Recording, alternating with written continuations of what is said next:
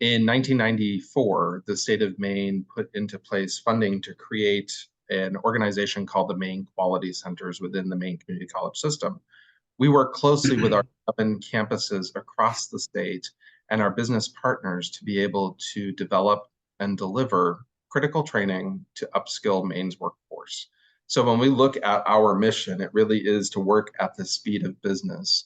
So the Harold Alfond Center for the Advancement of Maine's Workforce, we are within the Maine Community College system. We are currently deploying 2 large grants that are supporting businesses and supporting learners and our workforce across the state.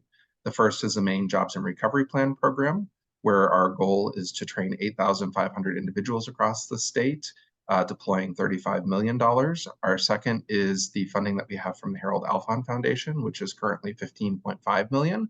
And that gets us to a total number of 24,000 Mainers that will be trained across the state.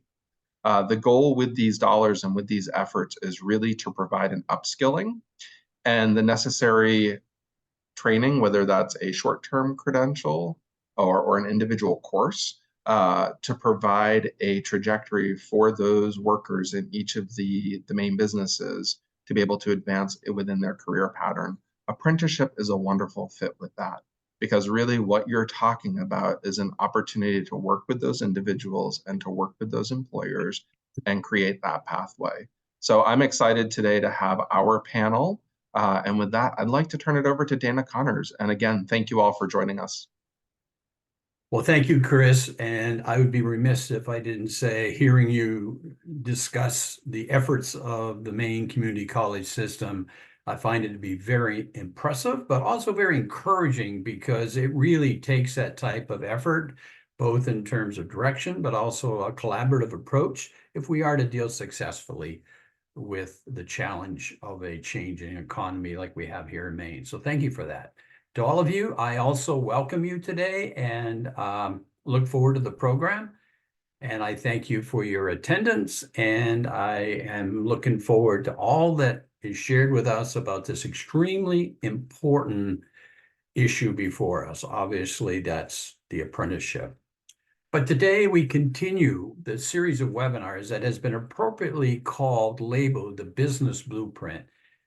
The effort is to look at strategies that really do help us attract and retain talent, strategies that are really key to success in an economy like ours that's constantly changing, evolving, and trying to make a difference. To that respect, the series has focused on 3 previous today, and I'll only mention them very quickly, but they're all pretty impactful when you think about the subject matter. The first was a remote worker. The second had to do with the Merit, which is a program about retirement. It's the Maine Retirement Investment Program. The previous session to this one had everything to do with artificial intelligence, and we understand how important that can be, but also how challenging it also can be. But today, appropriately enough, it's all about apprenticeships. And boy, apprenticeships hold a tremendous key to our success in this state. And I think we've all have come to know that in today's dynamic business environment, training new hires has become a necessity for sure, but it's also an opportunity to mold the future pillars of our organization.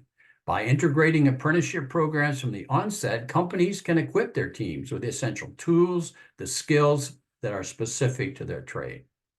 During this hour, you're going to discover the versatility of the registered apprenticeship model, which is applicable across various industries and offers lasting benefits for both the employee, but also the employer.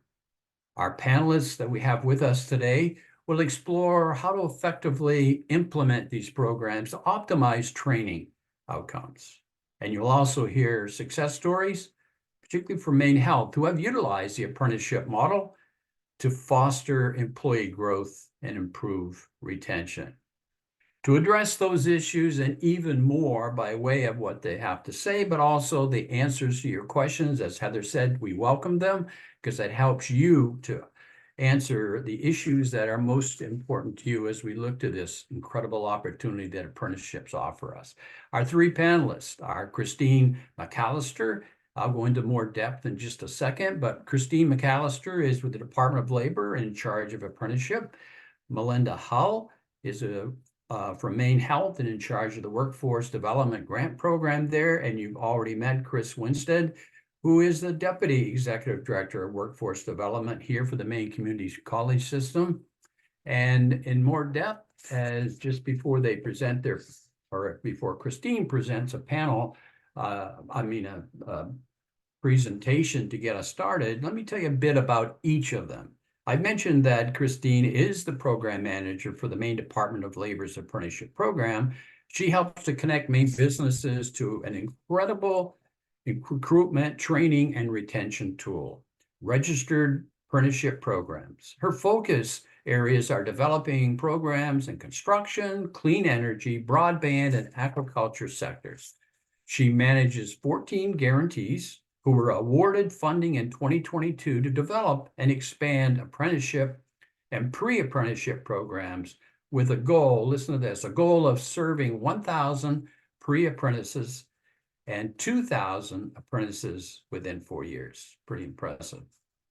Melinda Hull comes to us, as I mentioned, from MaineHealth and joined the MaineHealth Center for Workforce Development in 2022 and leads the development and delivery of MaineHealth's clinical career pre-apprentice program in partnership with the Maine Department of Labor and Southern Maine Community College. She also spearheads work to expand and enhance registered apprenticeship opportunities across the MaineHealth system, collaborating closely with clinical teams and a variety of community and educational partners. And Chris, we've already met, who happens to be the Executive Director of Workforce Development at the Maine Community College System. He also is the one that heads up the Harold Alfond Center for the Advancement of Maine's Workforce. He serves in a leadership role with the Alfond Center, where his responsibilities include managing the 35 million Maine Jobs and Recovery Plan program. He also is in charge of the Maine Quality Center projects and programs focused on serving new Mainers and apprenticeship.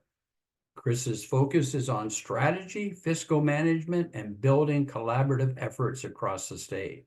Before he joined the community college system, I can tell you I knew him in that capacity as well. He was executive director of the Piscataquis County Economic Development Council, which serves him very well in his current role.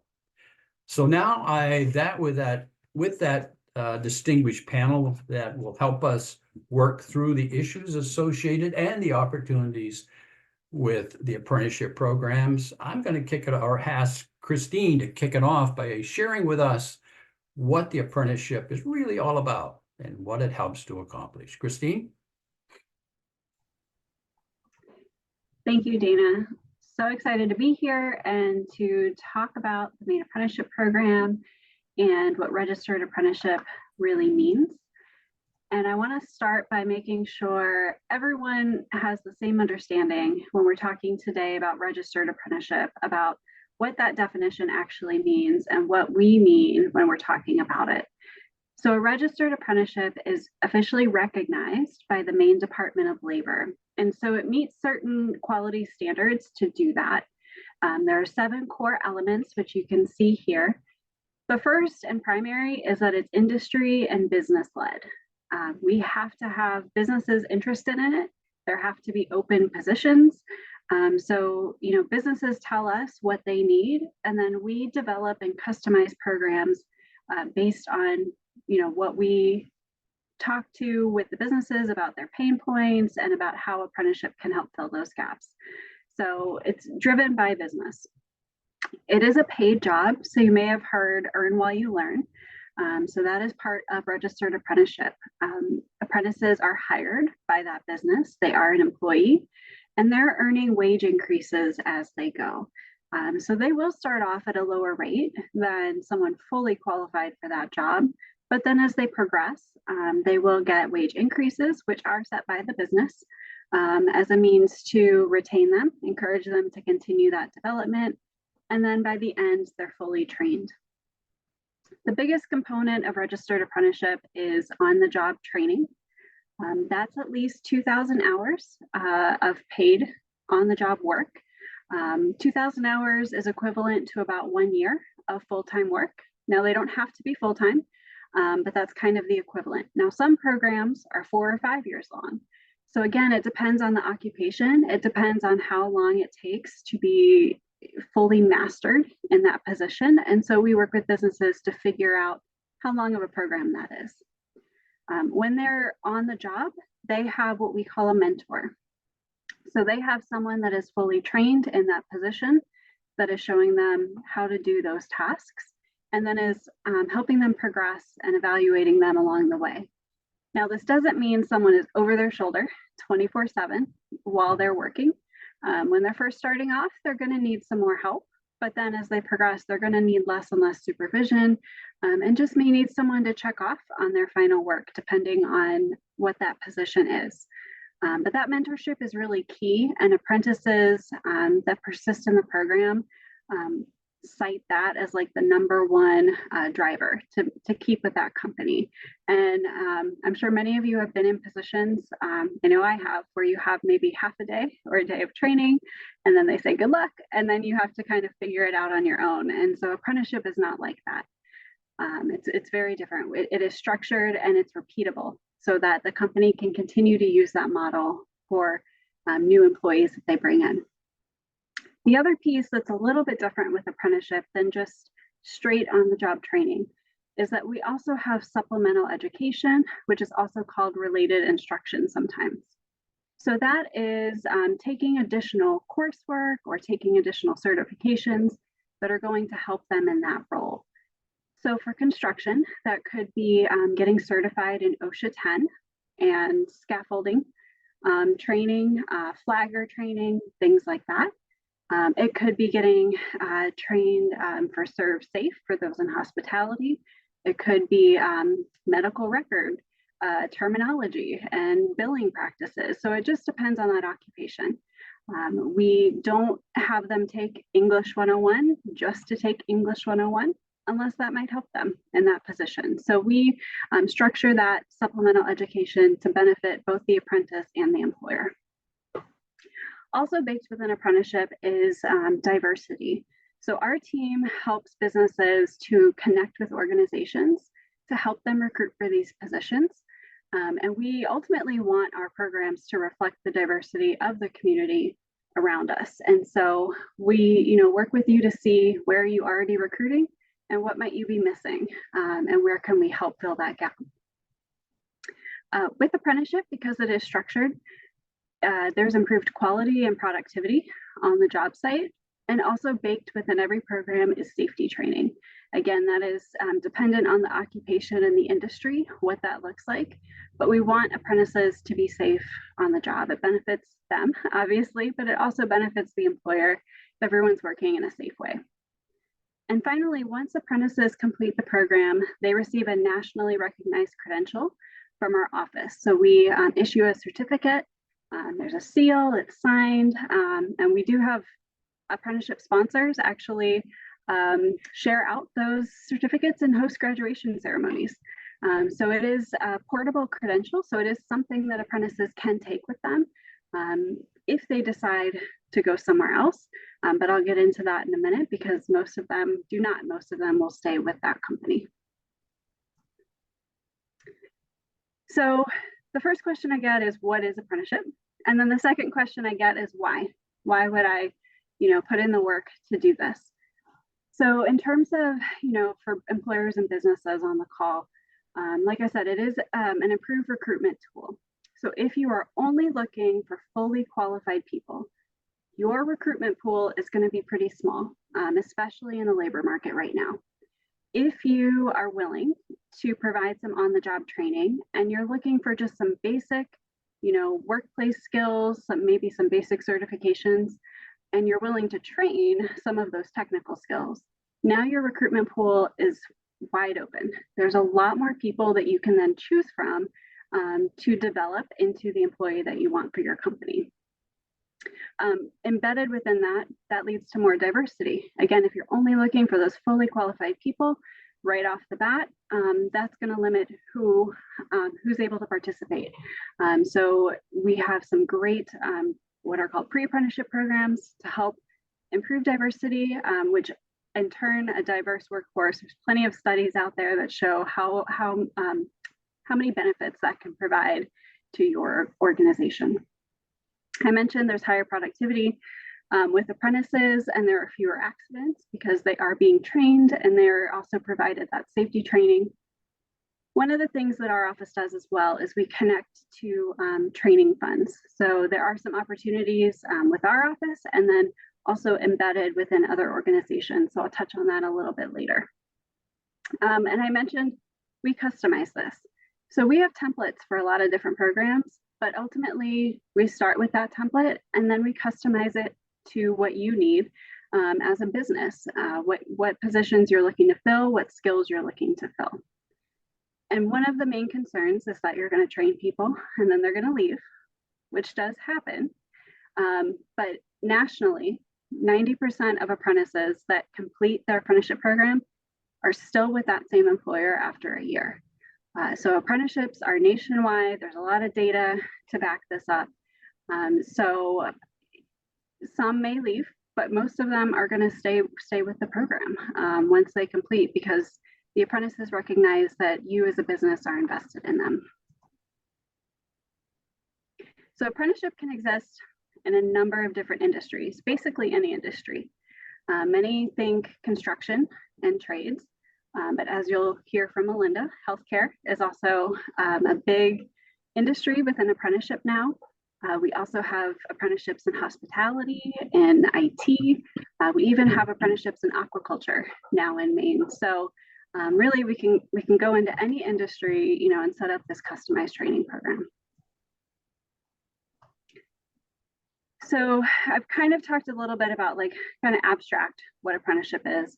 So this is just a quick snapshot of what it means when we say, you know, we're developing this training program. So we work with you to figure out what training already exists and what can we enhance. So as an example, this is what we call a schedule of work. It outlines all the training that apprentices are going to receive and all the skills that they need to show to complete that apprenticeship. So this is for a personal banker. Again, we have apprenticeships in finance and all kinds of industries. And so we worked with that business to identify what are the skills that they need to know, and a supervisor checks them off. So they say, yep, you can do this task, or you need some more work. Let's work on this before you're fully proficient in it. And so we outline that. Now that can be customized. It's not set in stone. You know, as you develop your program and expand, we can certainly customize that. But this is just a quick snapshot of what it looks like to fully develop that outline of what an apprentice is going to learn within your business. In terms of who can be an apprentice, for our purposes, it's anyone 16 years or older. Now that is going to depend on industry and some of the jobs that they're doing. So employers may set different requirements, and that is totally up to you all as businesses. You can set it for 18, it might be 21. So you set, you know, what the minimum age requirement is and what makes sense for your organization. The other requirement is that they have to have work authorization. So it is a paid job, they are an employee, so they do have to have work authorization prior to starting that program. Everything else is set by the employer. So again, you are ultimately hiring these people. So you decide who to select and what those requirements are. So there could be physical requirements to that position. Maybe you do require a high school diploma or other education. Maybe you do require a driver's license, or that's another question we like to have is, do they need a driver's license, or do they just need reliable transportation to get to the work site? Because those are two different requirements, and you could unintentionally be filtering out that recruitment pool, you know, by setting requirements that you don't need to. Now, obviously, some positions you do need a driver's license. So we work with you to set, you know, what are the basic requirements to enter into the registered apprenticeship. I mentioned getting people ready to enter into registered apprenticeship. And one of the ways to do that is through what we call certified pre-apprenticeship. And I won't spend a ton of time on this, but basically we have set up over 40 programs since we started doing these programs last year. And this is hands-on training for someone to be able to enter a registered apprenticeship. A lot of these are focused on youth and students in high school. So maybe they need to kind of test the waters and see if they're interested in this. And it's a way for employers to kind of vet someone before they hire them. And it's a way for that student to figure out, is this really what I want to do? We also have quite a few programs focusing on multilingual learners. So some of these folks have great backgrounds and degrees in their home countries. They just need to fine tune some of those English skills before they step out onto the job site. So we work with a number of different organizations to develop these programs. And again, it's another way to help expand that recruitment pool that you're looking for. Now, whereas registered apprenticeship is at least 2,000 hours, or at least a year of full-time work, pre-apprenticeship is short-term training. So some of them are a few days, some are a few weeks, some are up to 6 months. Again, it really depends on that training and the audience that they're looking to serve. It does also include safety training. So we put that everywhere with apprenticeship and pre-apprenticeship. And then these may be paid or unpaid. So you don't necessarily need work authorization to do the pre-apprenticeship. And that's going to depend on the program. So then the other question I get quite a bit is, okay, well, is there funding? And so just to be upfront, employers do pay the wages of their apprentices. Now there may be other places that we can connect you with to help offset some of those costs. We can go into some of those details later, but ultimately that piece is up to you. But we do offer a one-time reimbursement for those, what we call sponsors, those host businesses, for just starting up. So $1,500 for new sponsors, or if you're looking to expand, we also offer a one-time reimbursement for that. And then we offer reimbursement for each apprentice to help offset some of the costs of those classroom training. So that depends on the length of the program and can vary anywhere from $500 to $2,500, depending on how long that program lasts. The great thing about that training reimbursement is that it can also layer with the compact funding. So for those that are compact members, this is a great way you can use both pieces of funding to help train your employees. So part of what our office does is we connect you to different organizations to help figure out if there's different funding opportunities, if there's different recruitment opportunities, or maybe you have someone that you really want to hire and they just need some help with transportation or childcare. There's a lot of different programs that we can help do that and help them kind of get their feet on the ground as they get those first paychecks in. So Heather mentioned these slides will go out, so you'll have links to all of these, but this is part of what our office does is we connect you to those organizations that are in your area as well as across the state and see what we can kind of set up for a comprehensive system for you. So if you are thinking about apprenticeship, some things to kind of consider are, you know, what is the occupation that you're interested in? What is that pain point for your organization where you are constantly looking to fill, or maybe you need to upskill current employees into higher level roles. So think about, you know, what position or positions do you think that this kind of training program could benefit from? And, you know, how many? So we have, you know, Melinda's going to be talking here, and MaineHealth is a big employer, right? But we've also set up apprenticeships for businesses with one employee, and they bring on one more employee.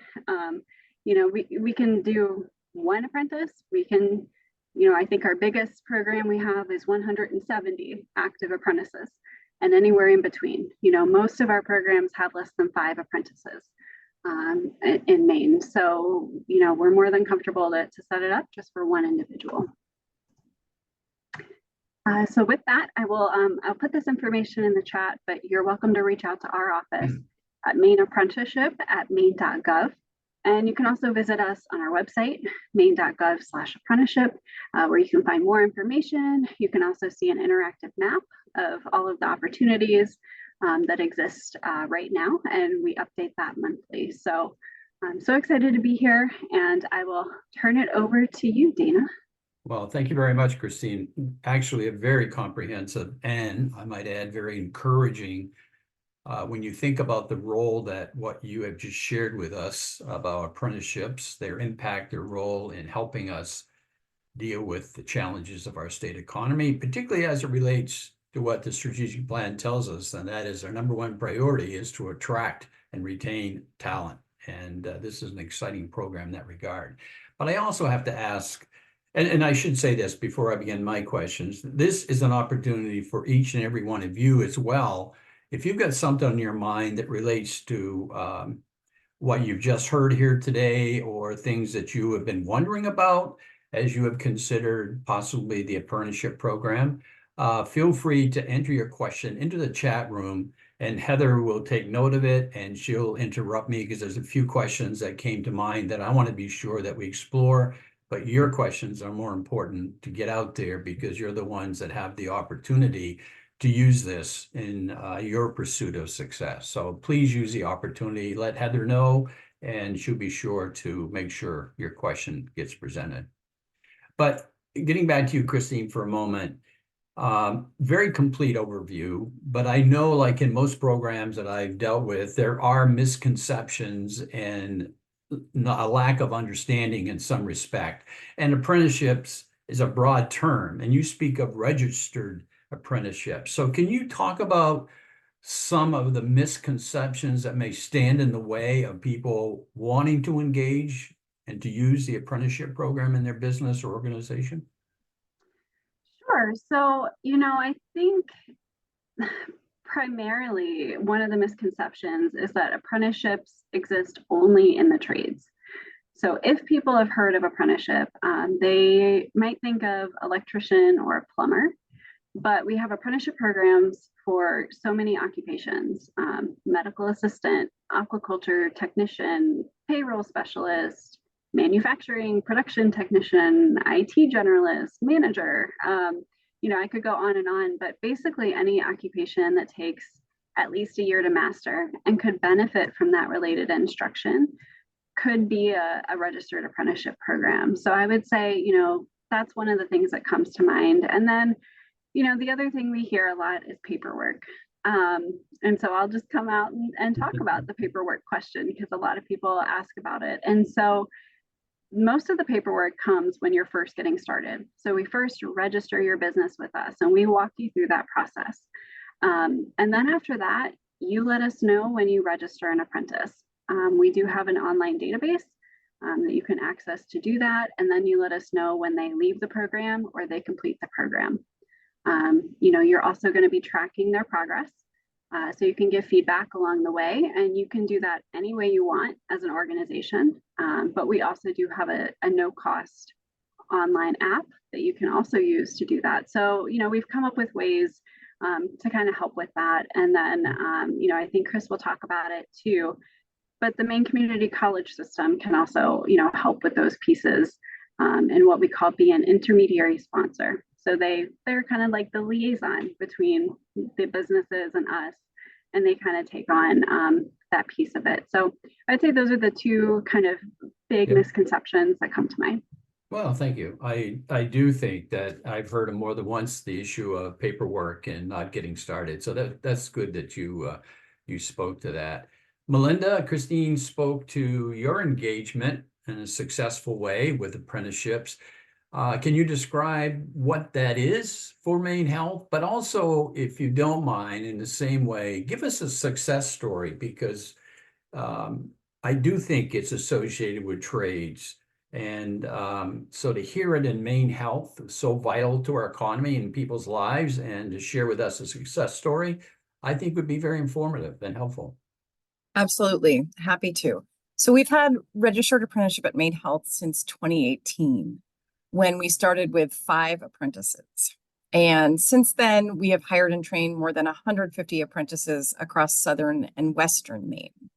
So we currently have 4 registered apprenticeship programs, and those are medical assisting, ed tech, medical technologist, psychiatric tech, and we have a pharmacy tech program in development, and we're also exploring creation of a healthcare office program. And this is just in Maine.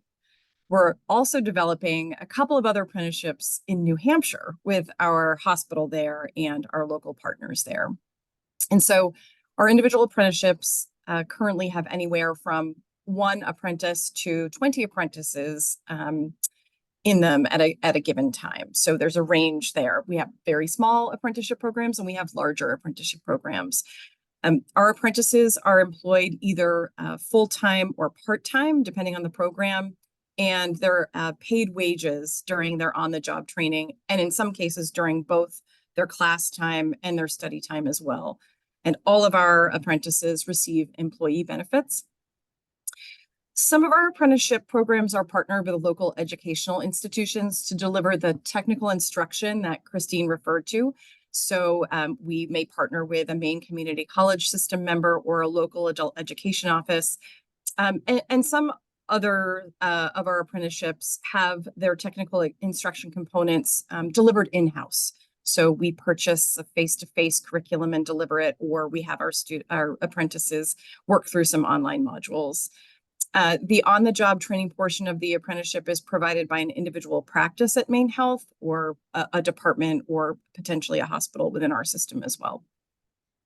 So we have apprenticeships that run in cohorts when there's a class of apprentices that start all at once, and so they travel through the program together. And we also have apprenticeships that have what I would term rolling starts. So an apprentice is hired and starts at any point in the year, rather than being in a scheduled cohort. And really each department or unit at MaineHealth gets to decide what format and education partner that they want, and as well as a start schedule that makes the most sense for them and the roles they're trying to fill. All of our apprenticeships include pairing each apprentice with a mentor, which is critical to a successful experience, as we know, as well as we wrap around a variety of other resources to support their success. We also have a couple of pre-apprenticeships here. Our MaineHealth Workforce Development team provides project management oversight to get the apprenticeships up and running. And we handle several pieces of the administrative work to keep the program going. And then we partner internally with our talent team to recruit for the apprentice roles. So you asked for a success story, and I'm going to say that all of our apprentices who start or complete their apprenticeships are success stories for a variety of reasons. And we really work with our apprentices to keep them in the healthcare system, even if apprenticeship doesn't work out for whatever reason. And then we work to keep them growing in their careers once they're here. So I'll tell you about Maeve. She's one of our current medical assistant apprentices. She's receiving her MA training at SMCC and is doing her clinicals at MaineHealth's orthopedics and sports medicine practice. And she'll be qualified to take the medical assistant certification exam upon completion of the program, which is coming up next month. Maeve recently shared her story in her own voice, so I will share that with you. As a 23-year-old with a degree in political science, I never saw myself working in a medical office, she says. I began working at Maine Medical Partners as a patient services representative since I have extensive customer service and clerical experience and wanted to work in a place that gave me opportunities for growth. Being immersed in the healthcare setting made me realize that I have an interest in direct patient care and that I could also pursue my passion for advocacy. About half a year into my employment, I heard about the MA apprenticeship program. For me, it was obvious to participate. I love challenging myself with my academics and could not pass up an opportunity to go back to school without adding to my educational debts. As I progress through this program, I am amazed by the knowledge and skills I have gained, and am thankful for future opportunities it has opened up to me. I hope that once I complete the program this spring, I can begin to work towards a position in patient advocacy work, population health, and working within my community to address health disparities. I'm incredibly thankful for this experience, and I hope that others take advantage of this opportunity as well to further their knowledge and aid our communities. So Maeve is an example of someone who started down one path initially and then made a switch to healthcare. Her point about wanting to avoid incurring additional educational debt in order to move into a clinical role really resonates with so many who are trying to figure out how to explore or answer their calling, but they need to work while they learn and generate income for themselves and their families. She has started as an apprentice. So she'll have that solid clinical foundation of knowledge and skills behind her, but she will no doubt progress through the organization to other roles that allow her to stretch and continue to skill build and earn more money as she goes. Well, I would say it's a very inspiring and a great example of apprenticeship success. But I also think that the story that's shared of hers, when repeated, will encourage others to take up this incredible opportunity. So thank you for that. I didn't see a hand go up. Heather, do you have a question that might be aimed either at Melinda or Christine?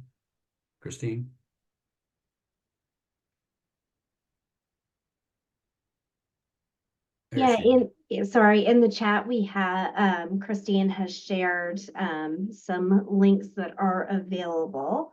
Okay. Yeah, let's look at some viewer questions that came in ahead of time.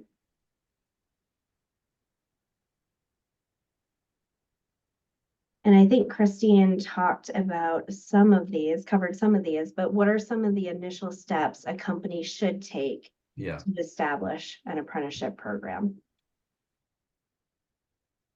Yeah, so that's a great question.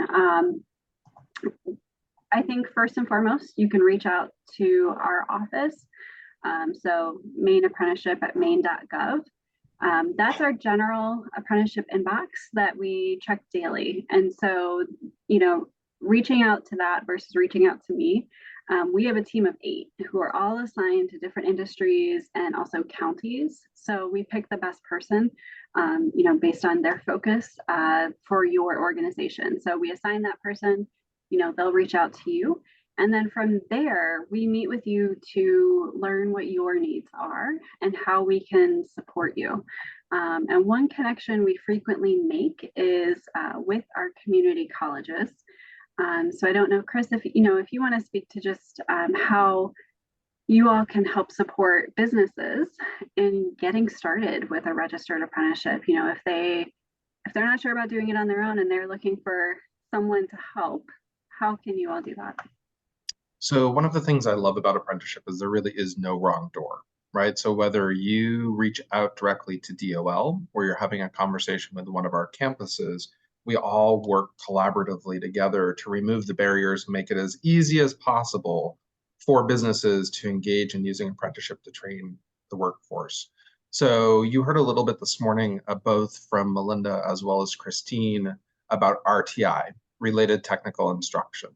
So in a lot of cases, that can either be a fully developed program, one that you're able to take off the shelf or access. So you heard Melinda talk about being able to purchase a curriculum, right, that they could deliver to their folks in the MA or one of the other apprenticeships. But let's say that Melinda came in, and Melinda, sorry for picking on you, but Melinda came in and said, listen, we really need to train folks up in surgical technologies. And we don't have a curriculum, but we know that you have access to it. We can use one of our existing programs to be able to help develop that RTI. Or let's say that Melinda came in and said, listen, we really need to fill this position that is a requirement for 3 different kind of trainings meshed into one, and it's not something that exists. We work with subject matter experts to be able to design and develop that curriculum in response to what the business, so in this case, Melinda, is asking for. Right, so it's our ability to be completely responsive to the needs of Maine businesses.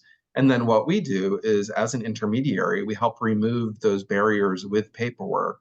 The Department of Labor has done a really good job of trying to streamline this process, so it's a lot easier for businesses. And I think that that's one of the misnomers that's out there. Everyone looks at it and they say it is such a Herculean lift to be able to dot your I's and cross your T's. Well, DOL has, as you heard Christine share, she has a group of teammates that work with businesses. We have some folks at the Maine Community College that also work with businesses. I see that Michelle Gaines on here. She is our apprenticeship navigator out of York County Community College and is focused in the York region. And then myself and some others assist some of the other campuses. but the goal is for it to be truly responsive to your needs as a Maine business, which is everything that we do with workforce development. It is customized training. It's not me professing to Melinda, well, I think this is what your medical assistants need. It's rather Melinda being able to say, listen, this is what we're really looking for. So I think, that sweet spot of being able to fully develop that curriculum, whether it's existing and we modify it or creating a new curriculum, really allows for you to be able to attract new employees and invest in them and give them the training that they need to be successful in those roles.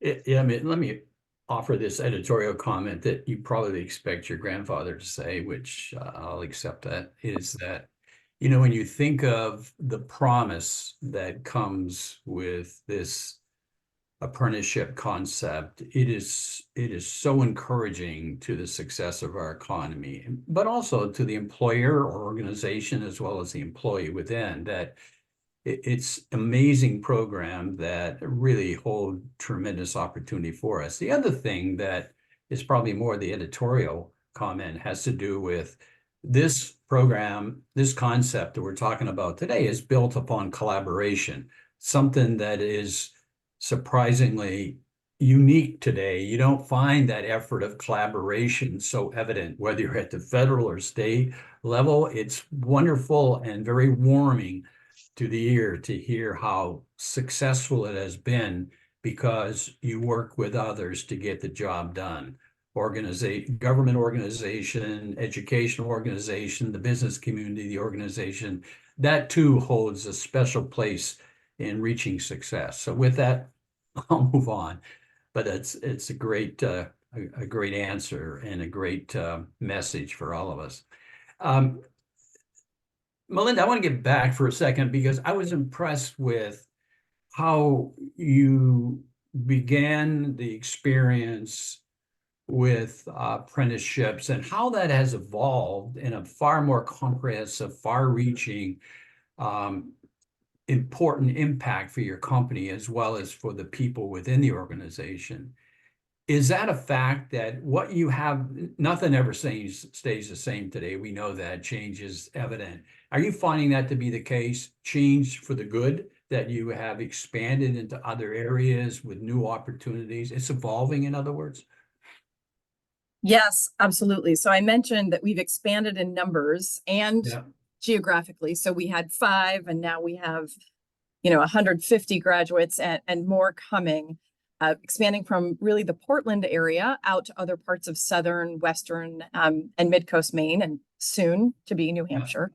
So we've also expanded the types of education partners and resources we utilize to deliver the technical instruction. So we began with Southern Maine Community College and now work with York County Community College and a handful of adult education offices, as well as the select online institutions.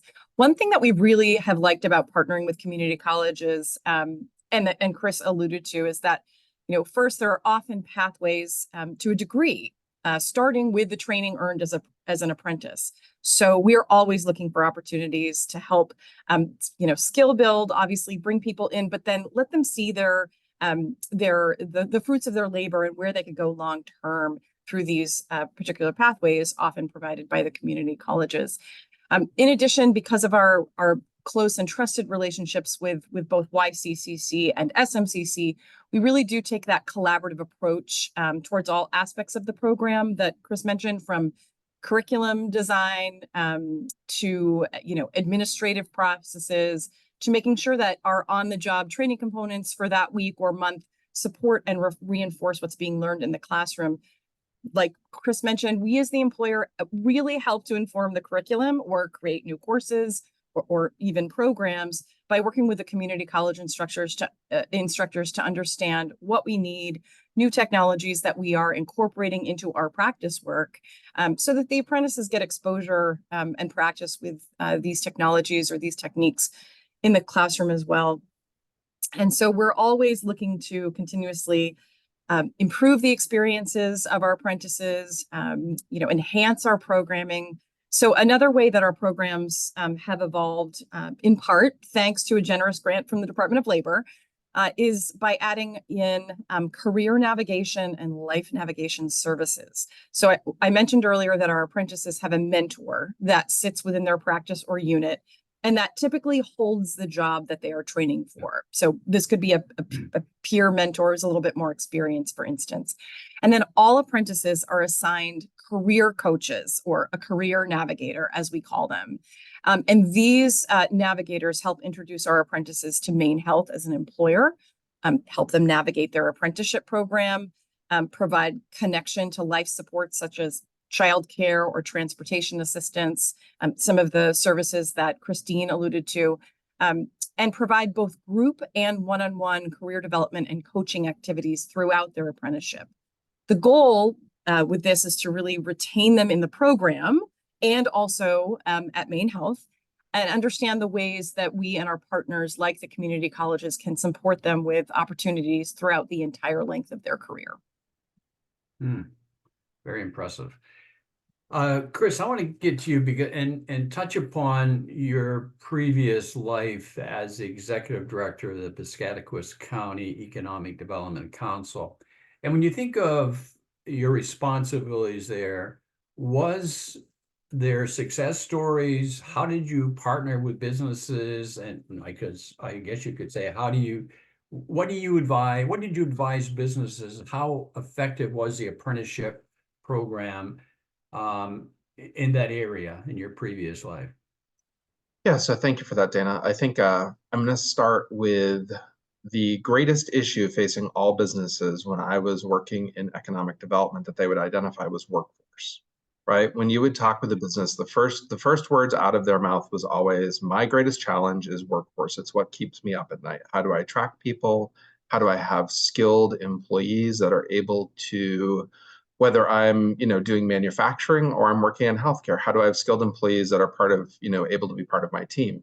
So when we look at apprenticeship, like, it gives you the ability to, and Christine and Melinda have both alluded to earn and learn models, which is what it really comes down to, right? You're able to identify an employee, you're able to hire them, and then you're able to help them with the necessary upskilling so that they can ultimately help your business, right?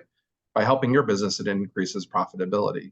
When we think about our local communities and we start to talk about that upskilling and that career advancement, what you're really talking about is changing someone's socioeconomic status, right? You're creating prosperity by giving them the opportunity to earn more throughout that career. Christine mentioned that about 90% of the apprentices are still in their position. So when you look at it as a retention tool, you're making that investment. So what we saw, and I had one business that I worked with that actually had an electrical apprenticeship.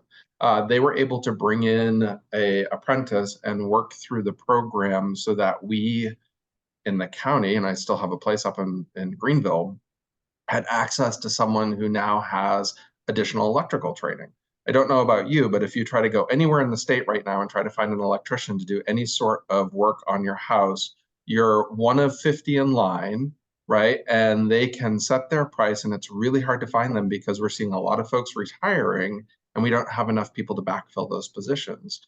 What's nice about the apprenticeship model, and when Christine had her slide up, she was really talking about that sweet spot of high school into college age individuals, right? So that 16 to, I think it was 20, 24 was on the slide. It might've been 21, 24. At this point in my life, let's say that Dana, you're an electrician and I have interest in getting into that program. There's nothing that says you don't start an apprenticeship program and I become your apprentice, right? So there's really no age on the apprenticeship, which allows us to be able to do that transference of knowledge from folks who are highly skilled into the area to those folks that have an interest in it. So, I point to that one as an example because it's a critical need. And it's not just the trades. We're seeing it in hospitality. We're seeing it in healthcare. So when you start to look at some of these critical positions, we have to find a way to be able to fill those positions, create the opportunities for learning, and also be able to keep them in those positions, right? And I think it becomes just another tool in the arsenal for us to be able to retain our workforce. That's great. Well, thanks for that. Christine was pointing out that in the chat room that she has people in her 60s that are part of the apprenticeship program. So, and knowing how hard it was to get an electrician for recent work here at the house, I'm a little over 60, but I may be thinking about that after today. Let me ask you this. Do you find that small business, and Maine is a small business state without question. You referenced this in your opening comments, Christine, but do you find that many of the smallest of businesses get discouraged because they don't have that human resource part of their organization so that they may not reach out? How do you, what's your reaction to that? Is there a distinction? I could throw it to all three of you probably to speak to that one, so. Yeah, so first I just want to say there's no age limit to apprenticeship. Okay, Anyone, good. at least 16, but there's no upper age limit. So anyone can join. So I think, and now it's my turn to pick on Melinda a little bit, but we do have larger employers like MaineHealth and Bath Iron Works that run apprenticeship programs, but last year I set up a masonry apprenticeship program for a grandfather who wants to teach his grandson the trade and eventually take over the company. So they went from a one-person company to now it's 2 people. And we have a number of different organizations that are like that. So you don't need a big company to do apprenticeship. In a lot of ways, it's easier if you don't have a lot of layers to go through to set up an apprenticeship program. So, it's any kind of size company, but we also recognize that people, wear a lot of hats, especially with smaller businesses. And so that's where, I would invite you, to talk with us and we can connect you with what we call our intermediary sponsors. So those are the ones that can kind of help you along the way. So, like Chris said, many of our community colleges are those intermediaries. So they kind of know everything already, and they work with us and help get it set up, to meet your needs. And so, like Chris said, I really like that. There's no wrong door. You can set up your own apprenticeship program within your business for one apprentice if you want, and we also have a number of other ways to do that. That's good. Chris or Melinda, do you want to add to that? Yeah, I think, Christine kind of touched on a lot of companies also will look at it and say, well, there's a cost that's associated with that apprenticeship, like that investment, right? So we have the Maine Workforce Development Compact, which is open to Maine businesses to train your Maine residents and provide upskilling. It's a match program. So in those situations, like if Melinda sorry for picking on you, but if Melinda came in and she said, I've got 5 MA apprenticeships that I want to put through this program, and it's the program at SM, and there's cost associated with that, where they're patient-facing employees, she can access up to $1,200 for each of those employees by matching $1,200. So if it's a $2,400 program, instead of MaineHealth having to foot the entire bill, we're going to cover half of that. So it's a resource that's out there that's available to any business in Maine, whether it's a 1 employee or 500 employee. So I think, that is a financial backing to be able to provide some support, the ability to help with removing the barriers of paperwork, right? So to that grandfather, I'm sure he looked at it and his first questions were probably, I want to train my grandson. I want to give him an opportunity, a path to be able to take over this business. What I don't want to be is mired in paperwork. So those navigators are able to walk that business through the entire process, right? We try to make it as easy as possible.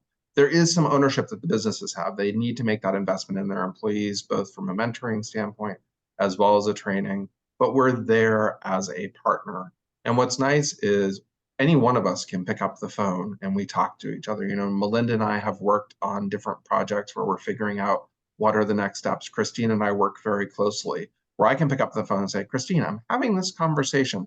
Have you seen an apprenticeship like this before? Because I have not, and what have you experienced? And that's that partnership and collaboration, Dana, that you talked about. Maine is a small state. We all know each other, or at least we have that 1 degree separation usually. And what's really beneficial for all of this is our commitment to training and upskilling Maine's workforce is that connection for all of us. So I want to see Melinda's employees be successful because I want to see MaineHealth be successful. Christine wants to see the community college in our delivery of programs be successful. We all work very closely together. You sure do. It's a wonderful partnership that you put on display that I hope everybody who watches this program can appreciate it, because it's that type of combined effort that really does make a difference in just about anything you do. And it's something as important as addressing the workforce challenge in our state and being able to attract and retain talent. The fact that you do that and do it so well is both commendable as well as congratulatory to all of you and to each of you for doing that and doing it in that way. Heather, I know we're closing in on the hour. Are there remaining questions that we have not touched upon that are in the chat room or people may have to, they want to get out there? I did have one come in and it says, it makes sense that apprenticeship is used as a talent attraction strategy. If my company is growing, can I use registered apprenticeship to train an existing employee for a management position? Yes. Probably all could take that one. Who wants to hit that out of the park?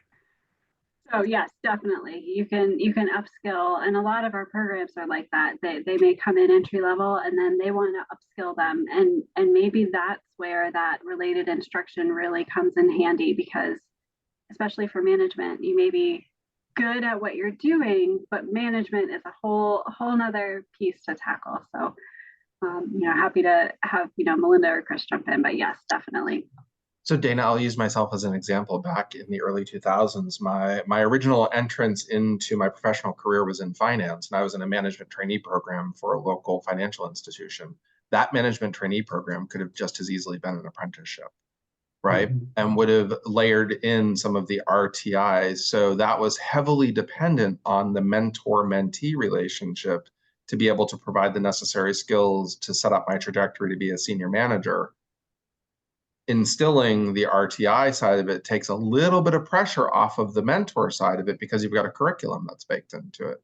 And I think, Melinda, you're with some of the programs that you've been developing, you're looking at that next level of leadership within MaineHealth and using apprenticeship to get them there, correct? Absolutely. Our medical technologist apprenticeship, these are by and large existing employees who have a particular skill set, and we need to advance them to just, keep up with the demands of our busy laboratories. And they want to move into leadership. So we have our medical technologist apprenticeship program, which trains them to be at that next level and keep going, actually. Well, I know it's very close to that reckoning hour in which we need to close out, but let me begin that process, hearing no other questions, unless you have some, Heather, that acknowledges how effective and impressive the three of you have been in terms of bringing to our attention the value, the opportunity that the apprenticeship offers the individual, the employer, our state's economy. There is no question that this was a stellar performance on your part that really opens the door to so much that every company, regardless in my previous job of 30 years, no matter during the latter part of that, no matter where I went or what the business was that I spoke with, there was a common mantra, and that is, I need more people, and I need more people with the skill of our business. You are doing so much to answer that question. It's probably a race that has no finish line, but the fact that you're doing what you're doing, it's evolving and it's showing success. God bless you. I think it's a wonderful, wonderful show today. And thanks to you, a wonderful opportunity for others who happen to be watching, or we can get the word out. So with that, I thank the panelists for an exceptional job. Everyone, like Heather said at the outset, will get a copy of the recording for today and any of the resources that were brought forward that can be a benefit to you. And speaking of that, share it with your colleagues, share it with those you work with, particularly if you think in any way that it can benefit them, and I know that it will. Please use the opportunity to engage them and to have them learn what you already know. I would also say, once again, I think that the evidence today is your community college system, the Harold Alfond Center, is committed to help all of us, the employer, the employee, the organization, and our economy to deal with the state's workforce shortage. And today you've heard an incredible example of a team that can work together, that does work together, and the results speak for itself. Remember what was said here today. First of all, Christine said, hey, if any of you know of a company that needs our help, through the community college or directly to us, we'll be there to help you. Also remember what Chris said towards the very end of his comments, in which he said there is a compact, and maybe Christine referenced it, or Laura as well, but there is a compact that employers can sign into that gets them up to $1,200. It's matching, but what an opportunity to help with your training needs. And I think that I just got the word that the time is through. So Christine, Melinda, and Chris, can't thank you enough. And for all who are with us today, thank you as well. Until the next time, take care.